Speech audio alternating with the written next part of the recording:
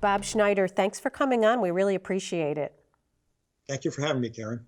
So I want to start off really just with a check-in of how you are doing with the school boards, the teachers, the students. I mean, unbelievably, we're almost into the 11th month of this pandemic, and so much has changed for schools with remote learning and testing protocols and hybrid learning.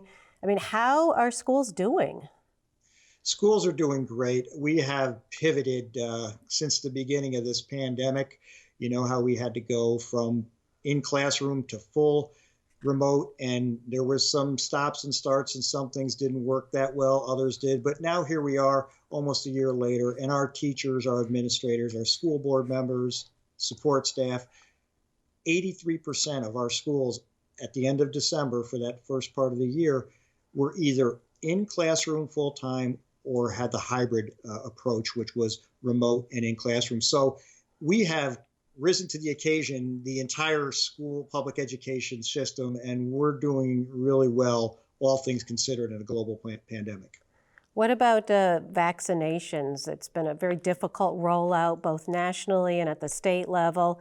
And it's most important that the teachers get vaccinations, we know, because the under age 16 aren't getting them right now. Are the teachers getting them at the rate that's going to make them safe so that they don't have to be out sick with COVID or very ill? That's still a work in progress. As you can see from the news, the vaccine supply it needs to be built up, and the distribution still have to occur. So nothing definitive. I believe they're Group 1B, and that's still in process. They need to get those vaccines sooner rather than later. But I will say this: you had asked earlier, how are we doing? If you remember back in the summer when we were planning, based on Department of Health and State Education Department guidelines and detailed plans, we had to plan a lot of different things in the classroom, in the school building, and to transport the children in. And we did it right. So the cases overall in school districts are much lower than the communities, the surrounding communities that these school districts are in. And that's a testament to the teachers and all the other folks. They had put those protocols, those plans, processes, and procedures in place. And when there were cases, they acted accordingly. So the good news is the case level is down.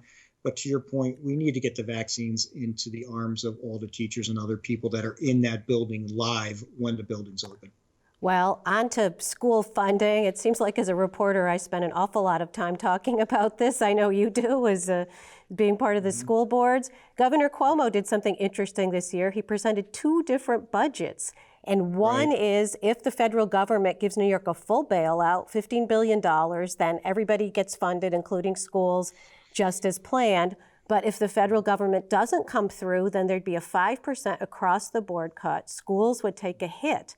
So how do you, as your school boards, plan for what to do in the future? Because you really don't know which scenario is going to happen, right? Right. And as we have been in the past, through this pandemic, when we are setting our budgets, and school districts and school boards are in the process of doing that right now, we're using that lower worst case scenario number. The state aid runs that the schools budget annually, using that revenue, the state aid, and also their local revenue. They're using that lower worst case scenario, the $6 billion the governor referred to. And the good news is, this is the first volley in a budget negotiation.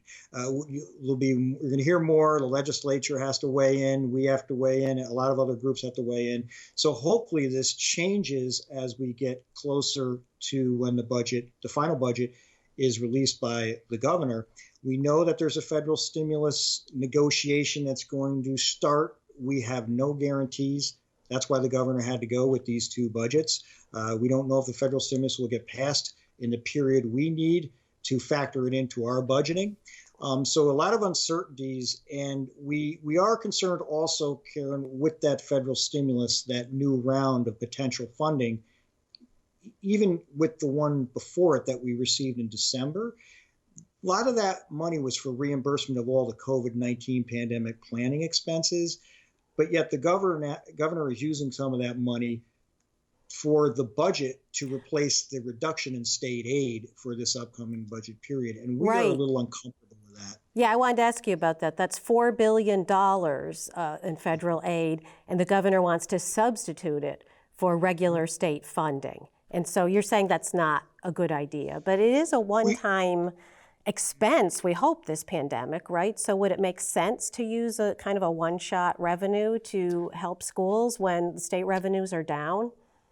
We are all for that, helping the school districts the way the governor's doing that as far as using some of that money. But once again, the money wasn't intended for that. And if you plan outward into the next year, the following year, since it's a one shot, all of a sudden we have state aid numbers that have been supplanted by that federal stimulus. The federal stimulus isn't there anymore.